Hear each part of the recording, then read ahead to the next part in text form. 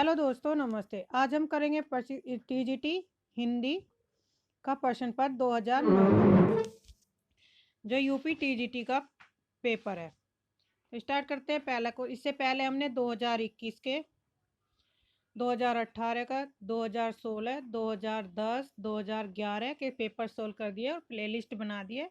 तो आप प्लेलिस्ट पे जाइए, वीडियो पे सर्च करिए और प्लेलिस्ट से आप व्याख्या सहित इन पेपरों को सबको देख सकते हैं कि किस तरह से पेपर आया हुआ, किस तरह का पेपर है, पैटर्न। स्टार्ट करते हैं। पहला क्वेश्चन, मिर्च बंधु विनोद नामक हिंदी साहित्य के इतिहास लेखकों के नाम बताइए। यानी कि मिर्च बंधु विनोद जो रचना लिखी है वो किसने लिखी है, उनके नाम बताने हैं। गणेश श्याम मिश्र, सुखदेव बिहारी मिश्र, रास बिहारी मिश्र।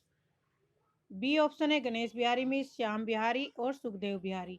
तीसरा है गणेश बिहारी मिश्र, श्याम बिहारी मिश्र और राम बिहारी मिश्र।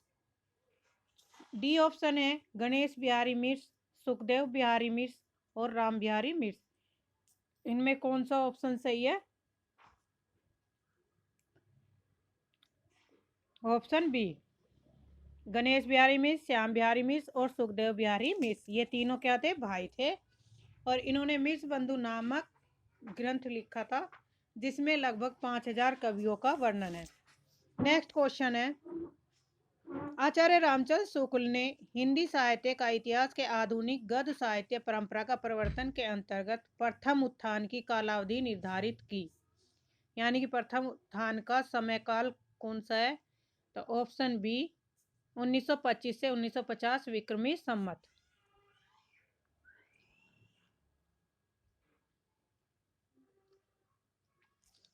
क्वेश्चन नंबर थर्ड, हिंदी का प्रथम कवि कौन है? Option A Sarahappa, option B Sabarappa, option C Devsen, option D Kabir. तो option A Sabarappa, Sarahappa. Question number fourth, सही आरोही क्रम बताना है। प्रयोग सही आए, प्रयोगवाद, छायावाद, नई कविता, प्रगतिवाद। तो इसमें होगा ऑप्शन सी, छायावाद 1918, प्रयोगवाद, प्रगतिवाद और प्रयोगवाद नई कविता। छायावाद शब्द का प्रयोग सर्वप्रथम मुकुटधर पांडे ने किया, जिसकी समय सीमाएं 1918 से 1938 ईस्वी मानी जाती है। किसकी? छायावाद की। 1936 ईस्वी प्रेमचंद के नेतृत्व में प्रगतिशील लेखक संघ की स्थापना हुई। उसके बाद साहित्य में प्रगति काव्य सर्जना का युग प्रारंभ हुआ, जिसका प्रारंभ काल 1938 था। 1938 ईस्वी से 1943 ईस्वी तक माना जाता है। 1943 ईस्वी के बाद काव्य के क्षेत्र में एक संक्रांति का दौर चला, जिसमें प्रयोगवाद नामक नई काव्यवाद धारा का उदय हुआ, जिसकी समय सीमा 1943 से 1953 ईस्वी तक मानी जाती है। 1953 ईस्वी के बाद डॉक्टर जगदीश गुप्त द्वारा संपादित नई कविता पत्रिका के माध्यम से आधुनिक काव्य का जन्म हुआ, जिसका नाम इसी पत्रिका के नाम पर नई कविता नाम दे दिया गया, जिसकी समय सीमा में आधुनिक काल भी आता है। अतः उपयुक्त प्रश्न के अनुसार आधुनिक काल के प्रमुख काव्य प्रत्यय सही क्रम है छायावाद, प्रगतिवाद, प्रयोगवाद और नई कविता। रीति काल का समय था ऑप्शन बी, 1700 से 1900 विक्रम संवत।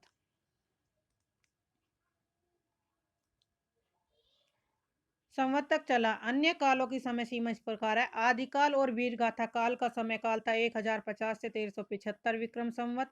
भक्ति काल का 1375 से 1700 विक्रम संवत और आधुनिक काल गद्य का था 1900 से 1984 संवत तक माना जाता है। नेक्स्ट हो गया, हिंदी के प्रारंभिक काल को वीरगाथा काल नाम किसने दिया? तो ऑप्शन ए, आचार्य रामचंद्र शुक्ल जी ने दिया। जबकि आदिकाल डॉक्टर हजारी प्रसाद द्विवेदी द्वारा दिया गया नाम है। प्रारंभिक काल मिसबंदियों ने दिया और सिद्ध सामंत काल राहुल शंकरताय ने। संधि और चारण काल रामकुमार वर्मा ने। बीजोपन काल महावीर प्रसाद द्वारा द्विवेदी ने हिंदी के प्रारंभिक काल का नामकरण किया। पृथ्वीराज रासो महाकाव्य के रचयिता कौन है? ऑप्शन बी, चंद्रवरदाई दाई। चंद्रवरदाई दाई पृथ्वीराज के दरबारी कवि थे, जबकि हेमचंद ने काव्य अनुशासन लिखा और परमाल रासो आलाखंड इसका दूसरा नाम है। रचना किसने की थी? जगनिक ने। और अमीर खुसरो की रचनाएं हैं खालिक बारी, खुसरो की पहेलियां, मुकरिया, दो सुखने और गजल।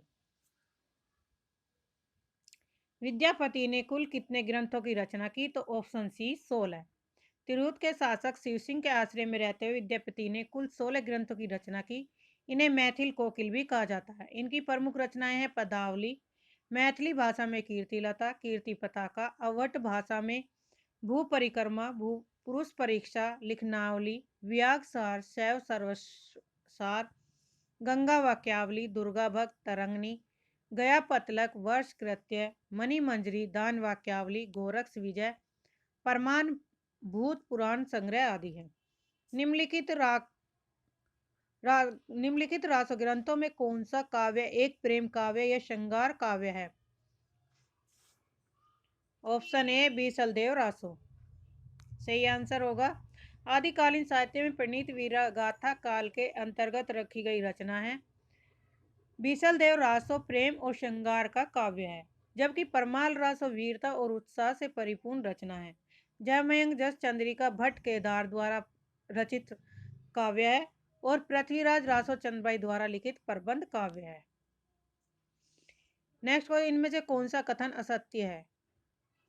तो ज्ञानश्री शाखा के कवि निराकार की उपासना करते थे, सही है। कबीर संत कवि थे, सही है। प्रभु जी तुम चंदन हम पानी, ये पंक्तियां किसकी? रैदास की, ये भी सही है। संत तुलसीदास ज्ञानश्री शाखा का गलत है, ऑप्शन डी, क्योंकि तुलसीदास थे सगुन धारा के कवि। राम भक्ति काव्य, सगुन काव्यधारा के अंतर्गत राम भक्ति शाखा और कृष्ण भक्ति शाखा प्रमुख थी, जिसमें तुलसीदास राम भक्ति शाखा के प्रमुख नायक थे तथा सूरदास कृष्ण भक्ति शाखा के अवलंब थे। अतः तुलसीदास ज्ञानाश्री शाखा के न होकर राम भक्ति शाखा के संत और साहित्यकार हैं। क्वेश्चन नंबर 11, सूची फर्स्ट और सेकंड को मिलान करना है। एक तरफ रचनाएं और एक तरफ उनके कवि हैं। सूरदास किसने लिखी? सूरसागर ने। जगन्नाथ दास की है उद्धव शतक, कबीर की है बीजक, सुमित्रा नंदन पंत की है लोकायतन। तो ए का थर्ड, बी का फोर्थ, सी का ऑप्शन ए सही है।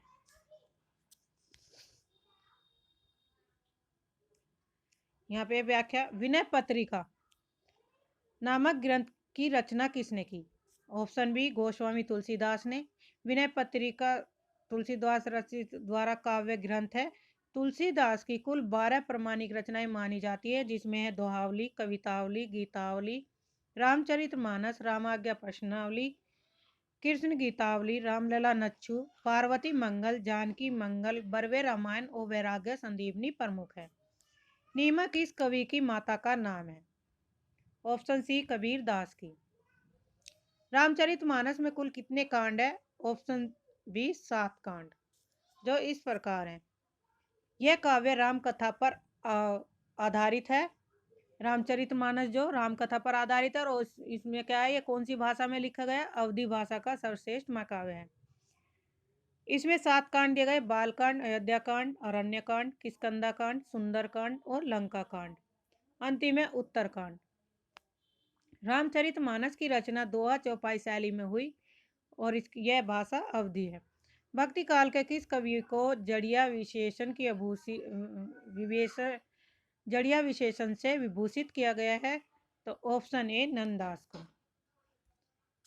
अष्टचाप के प्रमुख कवि नंददास किसके शिष्य थे? तो ये बल्बाचार्य के शिष्य थे। ऑप्शन सी, नंददास किसके शिष्य थे? ऑप्शन सी विठलनाथ के शिष्य थे। नंददास वल्लभाचार्य जी ने पुष्टि मार्ग का प्रवर्तन किया। उनके पुत्र गोस्वामी विठलनाथ ने अष्टछाप की स्थापना की। वह अष्टसखा या अष्टछाप के नाम से जाने जाते थे। इन 8 भक्त कवियों में 4 वल्लभाचार्य के शिष्य और से 4 शिष्य गोसाई विठलनाथ के थे। विठलनाथ के शिष्यों में आते हैं गोविंद स्वामी, नंददास, छीत स्वामी, चतुर्भुज। वल्लभाचार्य के 4 शिष्य थे। तो ये चतुर्भुज दास ये किसके थे? विठलनाथ के थे। और वल्लभाचार्य में तो कुंभन दास, सूरदास, परमन दास और कृष्णदास। अखरावट काव्य कृति की रचयिता कौन है? तो option A Malik Muhammad Jayasi, option A सही।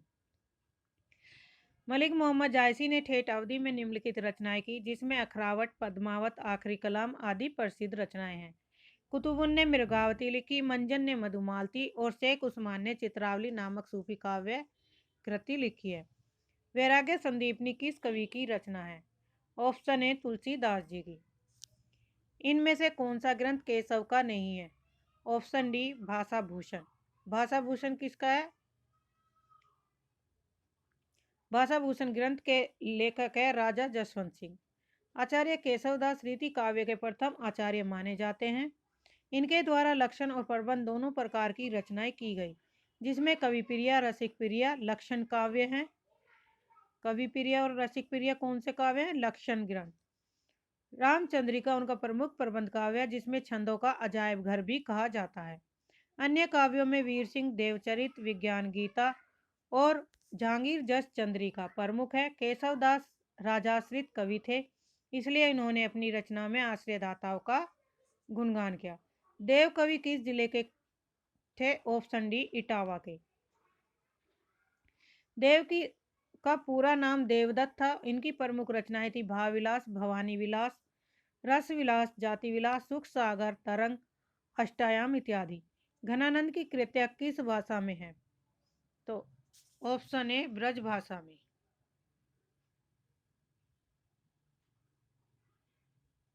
Sorry, option C. हाँ ठीक है, घन किस भाषा में है? ब्रज में।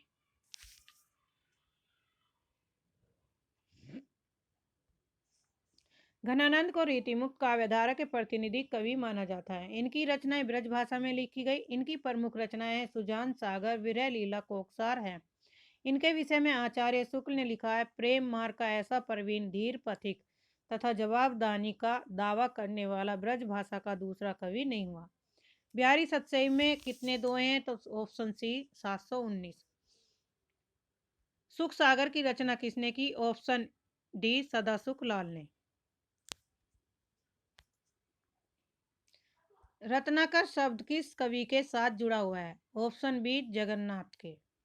शिव शंभू के चिट्ठे के लेखक कौन है? ऑप्शन ए बाल मुकुंद गुप्त। शिव शंभू के चिट्ठे लेखक बाल मुकुंद गुप्त हैं। यह निबंध गुप्त जी ने गवर्नर जनरल लॉर्ड कर्जन को संबोधित करते हुए लिखा, जिन्होंने अपनी व्यंग्यात्मक पूर्ण शैली में अपने निबंधों में जीवंतता ला दी है।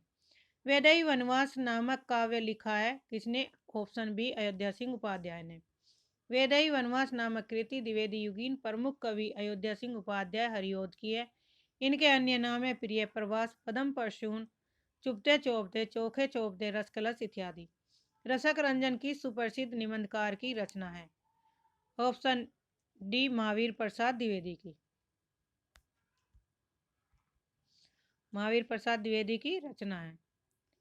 रसक रंजन नामक निबंध युग प्रवर्तक साहित्यकार आचार्य महावीर प्रसाद द्विवेदी की रचना है, जो एक वैचारिक मौलिक निबंध है। उनके अन्य निबंध है संपत्ति शास्त्र, लेखांजलि, नाट्यशास्त्र, आत्मनिवेदन आदि। आचार्य रामचंद्र शुक्ल के निबंधों का संग्रह चिंतामणि है। इसके अतिरिक्त उन्होंने रस मीमांसा नामक निबंध भी लिखा।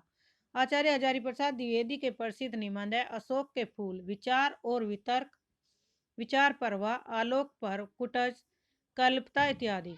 बाबू कुलाब राय प्रभाव उत्पादक विवेचनात्मक निबंधों के संकलनकार हैं। उनका प्रमुख निबंध है ठलवा क्लब, फिर निराशा क्यों, मेरी असफलताएं, मन की बातें, गेहूं बनाम गुलाब आदि इनके प्रमुख निबंध हैं। आधुनिक हिंदी कहानी का आरंभ सरस्वती पत्रिका के सन 1900 ईस्वी में प्रकाशित अंक की किस कहानी से माना जाता है? ऑप्शन ए इंदुमती। इंदुमती नामक कहानी किशोरीलाल गोस्वामी द्वारा लिखित सरस्वती पत्रिका में 1900 ईस्वी में प्रकाशित हुई थी, जो शेक्सपियर के टेम्पेस्ट नामक नाटक के आधार पर लिखी गई थी। यह हिंदी साहित्य की पहली कहानी मानी जाती है, जबकि कुछ विद्वान बंग महिला द्वारा लिखित दुलाई वाली को पहली कहानी मानते हैं। नासिकेतोपाख्यान सदलमिश द्वारा रचित रचना है, जबकि रानी केतकी की कहानी मुंशी इंसा अल्लाह खां द्वारा लिखी गई है। यमलोक की यात्रा राधाचरण गोस्वामी द्वारा रचित श्रेष्ठ कहानी है। रंग में भंग नामक काव्य कृति के रचयिता कौन है? तो ऑप्शन सी मैथिली शरण गुप्त है। मैथिली शरण की अन्य रचनाएं हैं। रंग में भंग नामक कृति राजपुतानी आनबान की कथा है, जिसका प्रणयन राष्ट्रकवि मैथिलीशरण गुप्त ने किया था। उनकी अन्य कृतियां साकेत, यशोधरा, विकटभट, किसान, सिद्धराज, प्लासी का युद्ध, जयद्रथ, पंचवटी इत्यादि।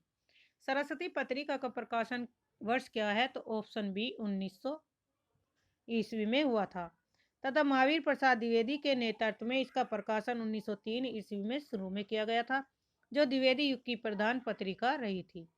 इस पत्रिका में प्रकाशित प्रथम कहानी इंदुमती थी। क्वेश्चन नंबर 31, राष्ट्रीय काव्यधारा के किस कवि को एक भारतीय आत्मा कहकर संबोधित किया गया है? ऑप्शन ए माखनलाल चतुर्वेदी को।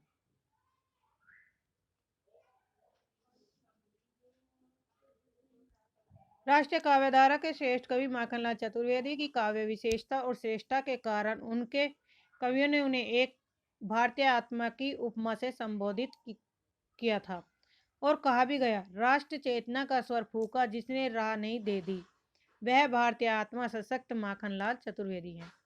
नेक्स्ट क्वेश्चन, जयशंकर प्रसाद की कामायनी की भाषा है? ऑप्शन डी खड़ी बोली। और कामायनी में कितने सर्ग है? 15 सर्ग हैं। जयशंकर प्रसाद की अन्य रचना है आंसू, लहर, झरना, चित्राधार आदि।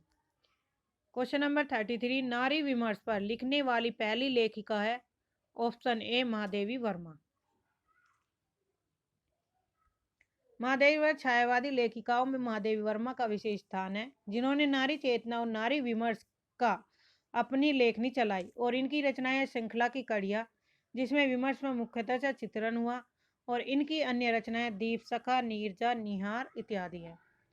लखनऊ में आयोजित 1936 के प्रगतिशील लेखक के ऐतिहासिक आयोजन के अध्यक्ष कौन थे? Option A Premchand. परिमल किस कवि की रचना है? Option D Suryakant Tripathi Nirala. इनकी अन्य रचनाएं अनामिका, गीतिका, तुलसीदास एवं राम की शक्ति पूजा, जबकि मैथिलीशरण गुप्त की प्रमुख कृतियां जयद्रथ वध, पंचवटी, झनकार, साकेत, यशोधरा, द्वापर, विष्णुप्रिया।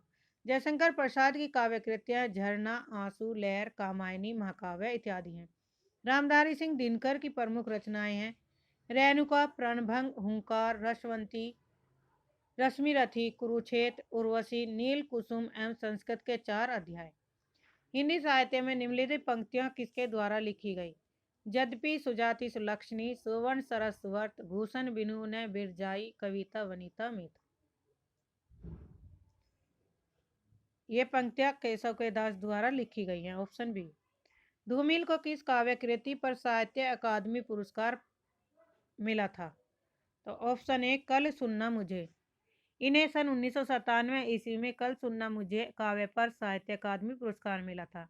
इनकी अन्य रचनाएं हैं संसद से सड़क तक, सुदामा पांडे का प्रजातंत्र आदि। 37 है, नई कविता के प्रवर्तक कौन है? Option C Bharatendu Harishchandra. इन्होंने ही सर्वप्रथम ब्रजभाषा काव्य के स्थान पर खड़ी बोली में कविता लिखी। नई कविता के प्रवर्तक प्रमुख गीतकार डॉक्टर जगदीश चंद्र गुप्त माने जाते हैं, जो 1954 ईस्वी में नई कविता नामक पत्रिका शुरू किए थे। वहीं से आधुनिक काव्यधारा में नई कविता की शुरुआत मानी जाती है। हिंदी अपने जन्म से ही ब्रजभाषा की प्रवृत्ति के साथ खड़ी बोली की प्रवृत्ति के लिए आई थी। ब्रजभाषा के हाथ में हाथ दिए खड़ी बोली उतरी। ये कथन निम्न से किसका है? ऑप्शन बी आचार्य रामचंद्र शुक्ल का। समय के आरोही क्रम में कौन सी रचना पहले आई? Option A Andher Nagari. अंधेर नगरी का प्रकाशन वर्ष है 1881। यह रचना किसके द्वारा लिखी गई? भारतेंदु हरिश्चंद्र के द्वारा।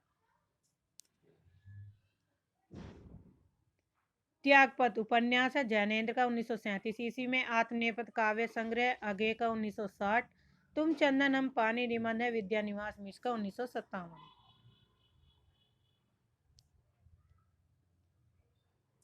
वीरांगना नामक उपन्यास के रचयिता कौन है? Option B Ramnaresh Tripathi. रामनरेश त्रिपाठी की अन्य रचनाएं हैं मिलन, पथिक, मानसिंह, स्वप्न। रामधारी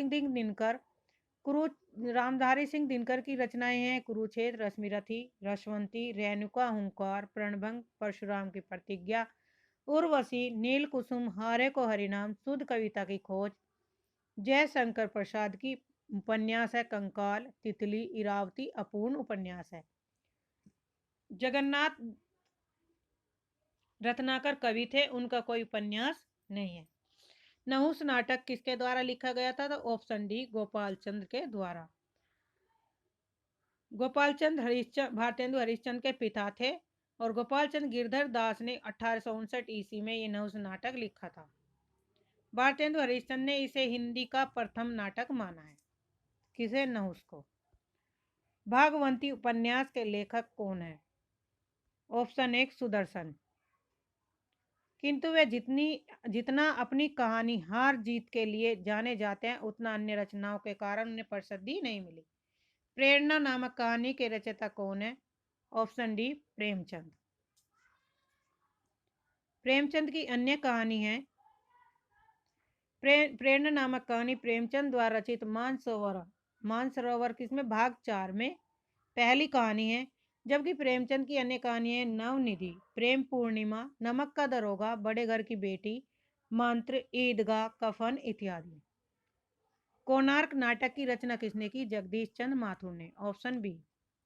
जगदीश चंद्र माथुर के अन्य नाटक है कोणार्क, शारदेय, पहला राजा, दशरथ नंदन आदि। जबकि मोहन राकेश के प्रमुख नाटक है आधे अधूरे, लहरों के राजहंस, आषाढ़ का एक दिन, डॉक्टर रामकुमार वर्मा की एकांकीय, रेशमी की टाई, चारू मित्रा, रूपरंग, पृथ्वीराज की आंखें, भुवनेश्वर की एकांकीय, तांबे के कीड़े और कारवां।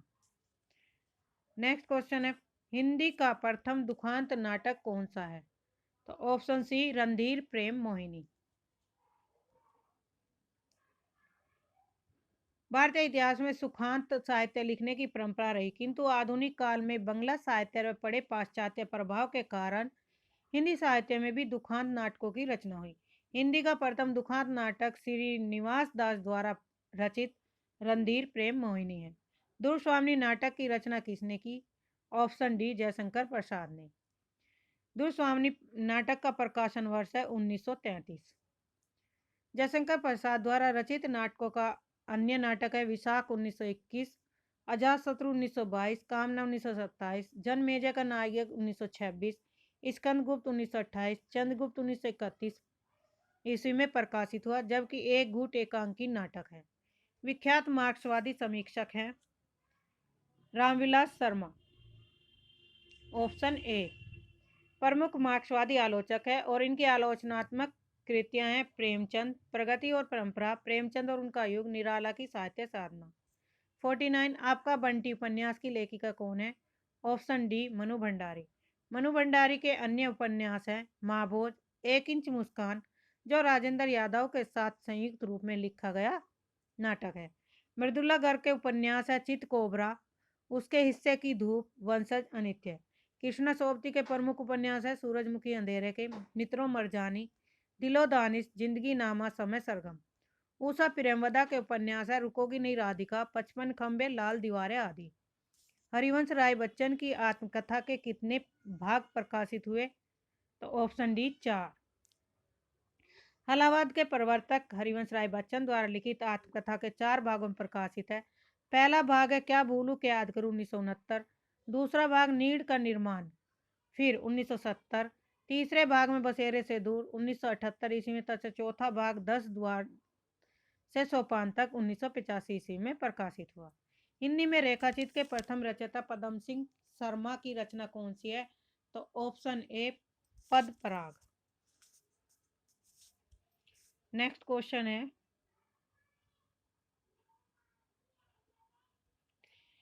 हिंदी साहित्य में लघु विधाओं का लेखन 20वीं शताब्दी के उत्तरार्ध में प्रचलन में आया, जिसमें रेखाचित्र, रिपोर्टाज, डायरी, आत्मकथा आदि का प्रणयन किया गया। हिंदी में रेखाचित्र के प्रणयन का श्रेय पंडित पदम सिंह शर्मा को है, जो इस विद्या के जनक माने जाते हैं। पद्म पराग नामक रेखाचित्र संग्रह उनका उल्लेखनीय ग्रंथ है।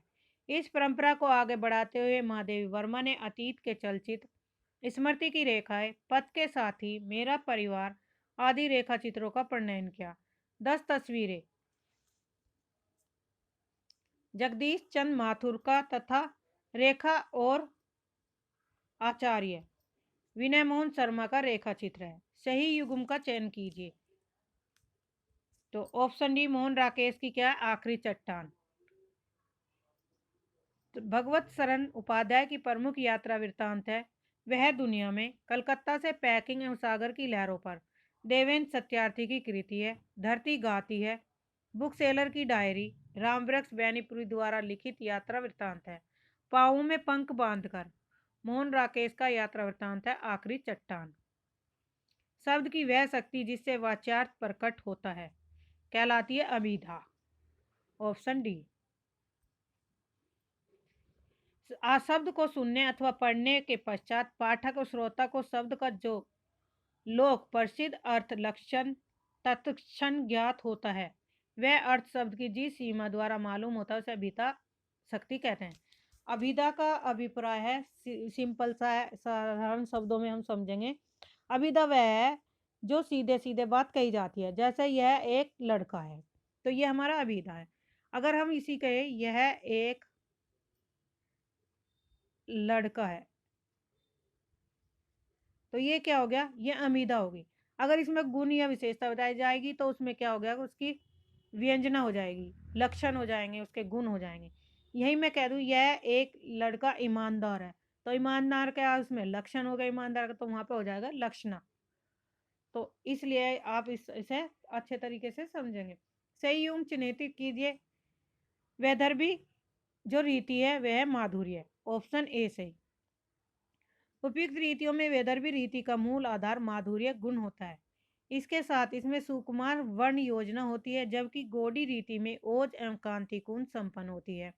इसमें माधुर्य गुण का पूर्ण अभाव होता है। पांचाली रीति माधुर्य और सुकुमार गुणों से संपन्न छोटे समासों वाली रचना पांचाली रीति होती है। इसकी भाषा भाव गंभीर और प्रसाद युक्त होती है। तो हर रीति के इसमें गुण बताए गए, कौन सी रीति का कौन से गुण से संबंधित है। श्रृंगार रस का स्थायी भाव है, ऑप्शन बी रति।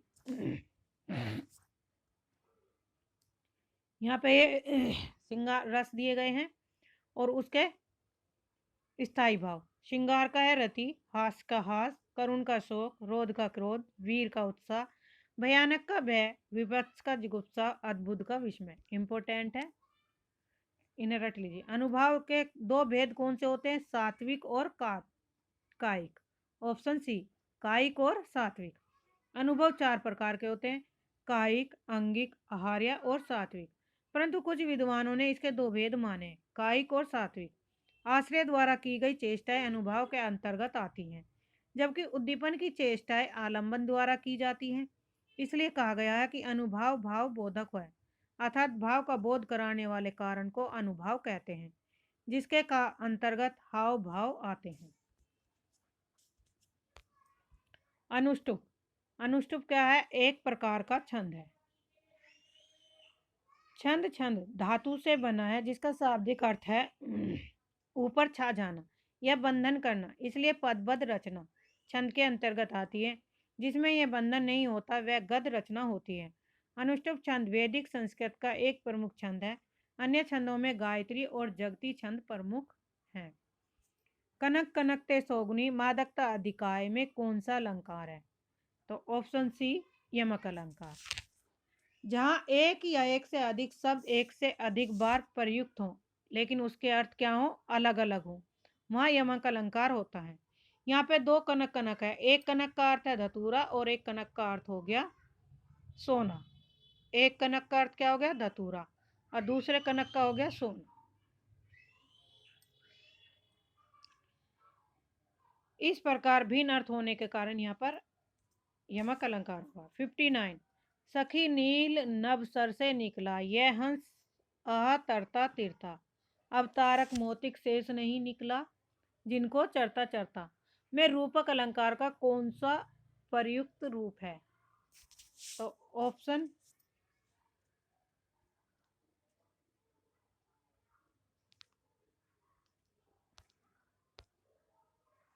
ऑप्शन एक सांग रूपक।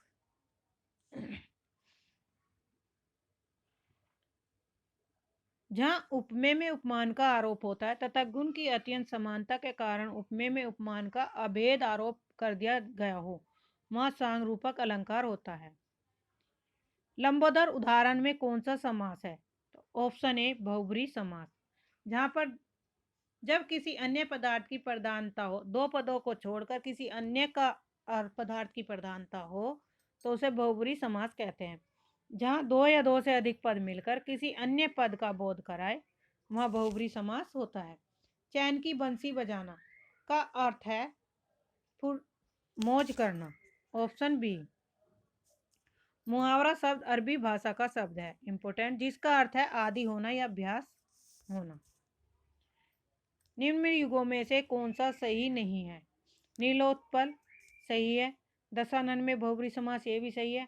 राम लक्ष्मण ने, ये क्या है? गलत है। इसमें क्या आएगा? राम और लक्ष्मण द्वंद्व समास आएगा, तो ऑप्शन सी गलत है। जब कोई एक खंड विशेषण या उपमा सूचक शब्द हो तो कर्मधारय समास होता है। जब दो शब्द मिलकर किसी तीसरे शब्द का विशेषण बन जाते हैं तो वहां बहुब्रीहि समास होता है। अतः जहां कोई शब्द क्रिया विशेषण की विशेषता बतलाता है तो वहां अविभाज्य समास होता है। जहां दोनों पद प्रधान हो वहां द्वंद्व समास होता है। अतः पद के क्रम संख्या 3 में राम लक्ष्मणों में अविभाज्य समास न होकर द्वंद्व समास होगा, क्योंकि राम और लक्ष्मण दोनों प्रधान पद हैं। आजन्म शब्द में कौन सा समास है? तो ऑप्शन सी अविभाज्य समास, क्योंकि आ क्या इसमें लगा हुआ है? अव्यय शब्द लगा हुआ है। अर्थात जिसका अर्थ जन्म पर्यंत होता है में अव्यय समास, अर्थात जब शब्द समाप्त होने पर अव्यय की भांति प्रयुक्त होते तो वही अविभाज्य समास होता है। उदित उदयगिरि मंच पर रघुवर बाल पतंग, बिकसे संत सरोज सब, हर्षे लोचन भ्रंग। उपयुक्त पंक्तियों में कौन सा अलंकार है? इसमें होगा हर्षे लोचन अद्भुत रूपक अलंकार। गिरी और मंच में क्या कर दिया इन्होंने? अभेद कर दिया। उपमेय और उपमान का क्या हो गया? आक्षेप होता है, जहां रूपक अलंकार होता है। यह आरोप में आकार का होता है। आक्षेप दो प्रकार का होता है, एक अभेदता का, दूसरा तवरूपता का। इसी प्रकार वहां पर एक रूपता या अभेदता दिखाई देती है तो वहां पर रूपक अलंकार होगा। विस्मय या आश्चर्य किस रस का स्थायी भाव है? तो ऑप्शन सी अद्भुत रस का। तिरंगा शब्द में कौन सा समास होगा? ऑप्शन सी तिगु समास, क्योंकि इसमें क्या हो रही? तिरंगा, तीन संख्या, संख्यावाचक पहला विशेषण, पहला शब्द क्या है? संख्या विशेषण है। इसके और उदाहरण चौराहा, पंचवटी और पंचामृत। जो तुम्हार अनुशासन पाओ, कंदुक इव ब्रह्मांड उठायो, कांचो घट डारो फोरी, राको मेरु मुलक जिमित तोरी। इसमें है रौद्र रस। यहाँ लक्ष्मण जी रामचंद्र के अनुशासन से बंधे होने के कारण जनक के दरबार में आयोजित शंकर जी के धनुष को उठाते नहीं, उसी प्रसंग में उपयुक्त चौपाई कही गई है। जहाँ उनका गुस्सा होना, दांत पीसना इत्यादि अनुभव है, उग्रता, मद और गर्व संचारी भाव है। निरख सखी के खंजन आए, फेरे उन मेरे रंजन ने, नयन इधर मन भाए। इन पंक्तियों में कौन सा गुण है? तो ऑप्शन बी माधुर्य गुण है। मधुर वर्ण शब्दों का प्रयोग किया गया। अपने कोमल कांत स्वरूप के कारण उपयुक्त पद वियोग विदरित उर्मिला के मन की व्यथा को सांगोपांग ढंग से निरूपित करता है। उसको व्यक्त करने के लिए कविवर मैथिली सेनगुप्त ने सुकुमार कोमल वर्णों का प्रयोग किया है। नेक्स्ट क्वेश्चन है, काव्य का वह गुण जो चित्त में तेज और स्फूर्ति का संचार करता है, कौन सा अलंकार, कौन सा गुण कहलाता है? तो इसमें होगा ऑप्शन ए ओज गुण। तरु रिपु रिपुधर देखी के विरहिणी तिये अकुलाए, कौन सा काव्य दोष है? ऑप्शन डी क्लिष्टता का दोष है, जिसका अर्थ होता है कठिनाई। अर्थात काव्य में चमत्कारपूर्ण ढंग से अर्थ प्रकट करने के लिए जिस दृष्टिकोण पद शैली को अपनाया जाता है वहां पर क्लिष्ट दोष होता है। यहाँ पर तरु रिपु रिपुधर देवकी के विरहिणी तिये अकुलाय का अर्थ है वृक्ष की शत्रु अग्नि का शत्रु जल और उस जल को धारण करने वाला बादल को देखकर विरहिणी स्त्री व्याकुल हो जाती है, जो सामान्य बोध के परे है। अर्थात यहाँ पर क्लिष्ट काव्य दोष है। वह सम मात्रिक छंद जिसमें प्रत्येक चरण में 24 मात्राएं हों, प्रत्येक चरण में 11वीं और 13वीं मात्रा पर यतिर कौन सा छंद कहा जाएगा? तो ऑप्शन ए रोला छंद। रोला छंद के प्रत्येक चरण में क्या होती है? 24-24 मात्राएं होती हैं। 11 और 13वीं मात्रा पर क्या होती है? यति होती है। रहीमन चुप है बैठिए, देखी दिन के फेर, जब नी के दिन आइए, बनत न लागी देर। उपयुक्त पंक्ति में कौन सा छंद है? तो ऑप्शन ए दोहा। दोहा नामक अर्धसम मात्रिक छंद है। इसके प्रथम और तृतीय चरण में 13 मात्राएं, द्वितीय और चतुर्थ चरण में 11-11 मात्राएं होती हैं। प्रथम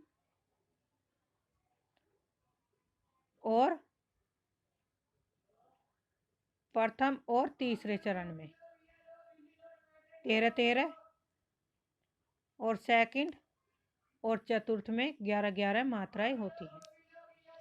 निम्नलिखित में से कर्मधारय समास किसमें होता है? तो ऑप्शन सी नीलो उत्पल। जिसका पहला पद विशेषण हो वहां पर कर्मधारय समास होता है। गौशाला शब्द में कौन सा समास है? ऑप्शन ए तत्पुरुष समास। गो के लिए शाला यानी कि गाय के लिए शाला या घर। आंख की किरकिरी होने का अर्थ है कष्टदायक, अप्रिय लगना। Option A. सही युग्म पश्चिमी हिंदी की बोली है खड़ी बोली, बिहारी की मारवाड़ी, ये गलत है। अच्छा, सही युग्म छाटना, तो ऑप्शन ए होगा इसमें। पूर्वी हिंदी गढ़वी, ये भी गलत, ये भी गलत। ऑप्शन ए सही। बिहारी हिंदी में आएगी भोजपुरी, मगही और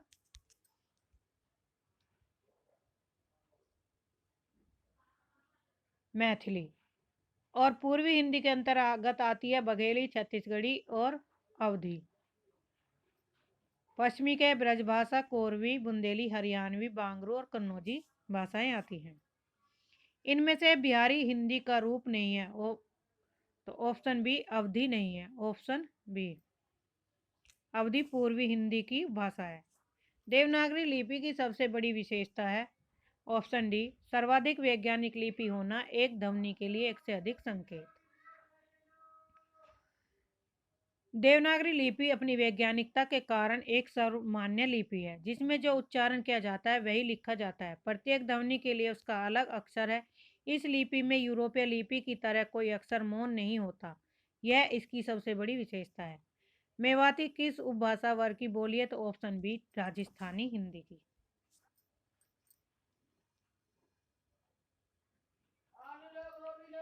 राजस्थानी उपभाषा के अंतर्गत मेवाती, मारवाड़ी, जयपुरी और मालवी बोलियां आती हैं। बिहारी हिंदी के अंतर्गत भोजपुरी, मैथिली, मगही बोलियां आती हैं। पूर्वी हिंदी के अंतर्गत अवधी, बघेली, छत्तीसगढ़ी आती हैं। पहाड़ी हिंदी के अंतर्गत पश्चिमी पहाड़ी और मध्यवर्ती पहाड़ियां बोली जाती हैं। क्वेश्चन नंबर 80, पश्चिमी हिंदी के अंतर्गत कौन सी भाषा नहीं है? तो ऑप्शन ए बघेली नहीं है। आल्पिन और गमला किस विदेशी भाषा के शब्द हैं? तो ऑप्शन बी पुर्तगाली भाषा के शब्द हैं। इस भाषा के अन्य शब्द हैं अलकतरा, अनानास, अलमारी, बाल्टी, चाबी, फीता और तंबाकू। हिंदी की सहध्वनि कौन सी है? तो ऑप्शन बी तालव्य। तालव्य मूर्धन्य के अंतर्गत आते हैं टैट है, डैड है, अण है। दंत के अंतर्गत है तैथ है, दैद है, न। ओष्ठ के अंतर्गत पैप है, बैब है, मैं आते हैं। सही कथन चुनिए। तो ऑप्शन ए यह और वह ध्वनियां अर्धस्वर कहलाती हैं।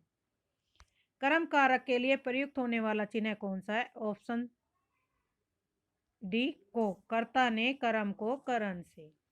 कारक कितने प्रकार के होते हैं? 8। राष्ट्र की भाववाचक संज्ञा कौन सी है? तो ऑप्शन डी राष्ट्र था। उत्साह शब्द का विशेषण होगा उत्साहित। Option B. रचना के आधार पर वाक्य के कितने भेद हैं? ऑप्शन बी 3 भेद होते हैं। सरल वाक्य, मिश्रित वाक्य और संयुक्त वाक्य। शुद्ध वाक्य चुनिए। ऑप्शन ए मुरझाया हुआ फूल वर्षा की फुहार से अभिसिंचित होकर पुनः खिल उठा। नेक्स्ट है 89, इनमें से किस शब्द के पर्यायवाची गलत हैं? तो ऑप्शन डी सूर्य के गलत हैं। सूर्य के पर्यायवाची दिवस, वासर, याम, दिन के पर्यायवाची हैं, जबकि सूर्य के पर्यायवाची हैं दिवस, वासर, याम किसके पर्यायवाची हैं? दिन के। और सूर्य के पर्यायवाची है रवि, भानु, भास्कर, दिनकर, दिवाकर, सविता आदि। अपव्यय शब्द का विलोम है ऑप्शन सी मितव्यय। अभिक का शब्द विलोम होगा अनभिक, ऑप्शन सी।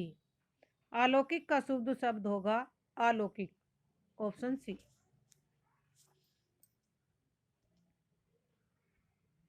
अतिथि का पर्यायवाची है आगंतुक, ऑप्शन सी। और इसके पर्यायवाची है पाहुन, पाहुना, मेहमान, अभ्यागत। मौन से चला नहीं जाता वाक्य में कौन सा वाच्य है? ऑप्शन बी भाववाच्य। आज गणित के अध्यापक ने कक्षा नहीं ली, वाक्य के अर्थ के आधार पर वाक्य बताइए। ऑप्शन बी निषेधात्मक वाक्य है।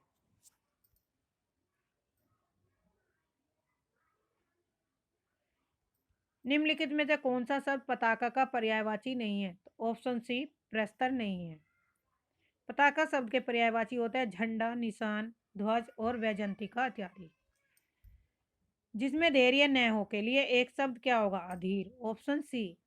आवरण शब्द का विलोम है अनावरण, ऑप्शन ए।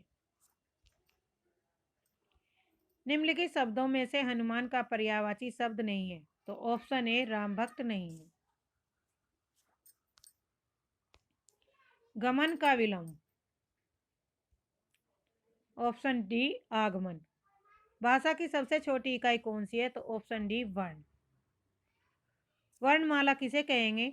वर्णों के व्यवस्थित समूह को वर्णमाला कहते हैं, ऑप्शन डी। निम्नलिखित में शुद्ध वर्तनी का चयन कीजिए। कव प्लस इतरी, ऑप्शन डी।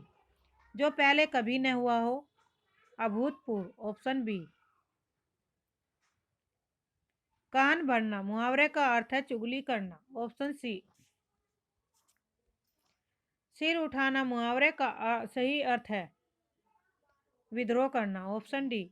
आडंबर बहुत किंतु वास्तविकता कुछ नहीं के लिए सही लोकोक्ति क्या है?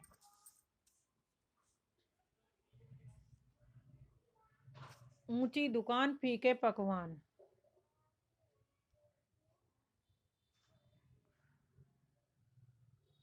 Option B. अन्याय का शब्द संधि विच्छेद क्या होगा? ऑप्शन बी अन्य प्लस अन्य। रघुवंशम किसकी रचना है? ऑप्शन सी कालिदास की है। 110 क्वेश्चन नंबर। शिशुपाल वध के रचनाकार कौन है? तो ऑप्शन डी माघ। श्रीहर्ष का ग्रंथ नैषधीय काव्य है, ऑप्शन बी। श्रीहर्ष गैड़वाल वंश के शासकों के आश्रित कवि थे। इनकी अन्य रचनाएं नैषध चरितम, अस्थैर्य विचार प्रकरण, श्री विजय प्रशस्ति, खंडन खंडखाद, गौड़ो वंशी कुल प्रस्तुति तथा प्रियदर्शिका नागानंद रत्नावली इत्यादि।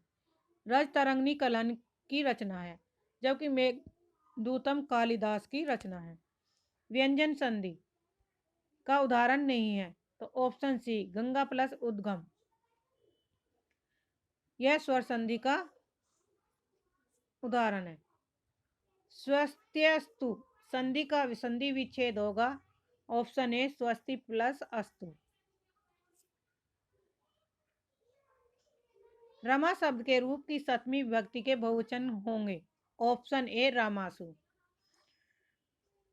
रामासु रामानाम षष्ठी का बहुवचन होगा और रमियो रमा शब्द के रूप में षष्ठी और सप्तमी विभक्ति के द्विवचन रूप है, जबकि रामायाम रमा शब्द के रूप की सप्तमी विभक्ति का एक वचन है। अस्मद शब्द के तृतीय विभक्ति के रूप, ऑप्शन बी मया अवाभ्याम अस्माभि। Question number 116। मार्ग के दोनों तरफ वृक्ष का अनुवाद संस्कृत में कीजिए। तो ऑप्शन ए मार्गम उभयत वृक्षा सन्ति। महाकवि कालिदास किस अलंकार के लिए प्रसिद्ध है? तो ऑप्शन ए उपमा के लिए। राम शब्द की षष्ठी एक वचन का रूप क्या होगा? तो ऑप्शन बी रामस्य। फट धातु के वर्तमान काल में मध्यम पुरुष के एक वचन का रूप क्या होगा? तो ऑप्शन बी पटसी।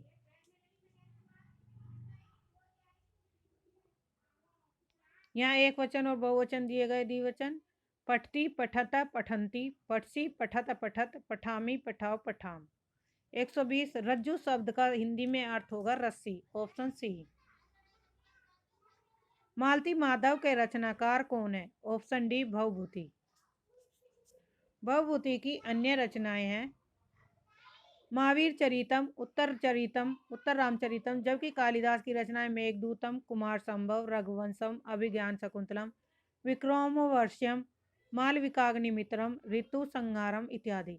नैषाद चरितम, खंडखाद, प्रियदर्शिका, नागानंद रत्नावली इत्यादि श्रीहर्ष की रचनाएं हैं। भारवी की रचना है किरातार्जुनीयम। इत्यादि का सही संधि विच्छेद क्या होगा? इति प्लस आदि। इति प्लस आदि, ऑप्शन डी। तेजोमय का संधि विच्छेद है तेज प्लस में, विसर्ग संधि होगी इसमें, ऑप्शन सी।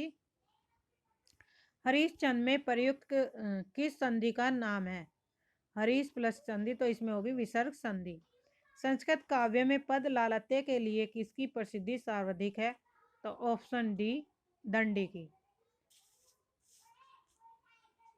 आज के लिए इतना ही। धन्यवाद। चैनल को सब्सक्राइब करिए, लाइक करिए, शेयर करिए ताकि आपको समय पर नोटिफिकेशन मिलती रहे।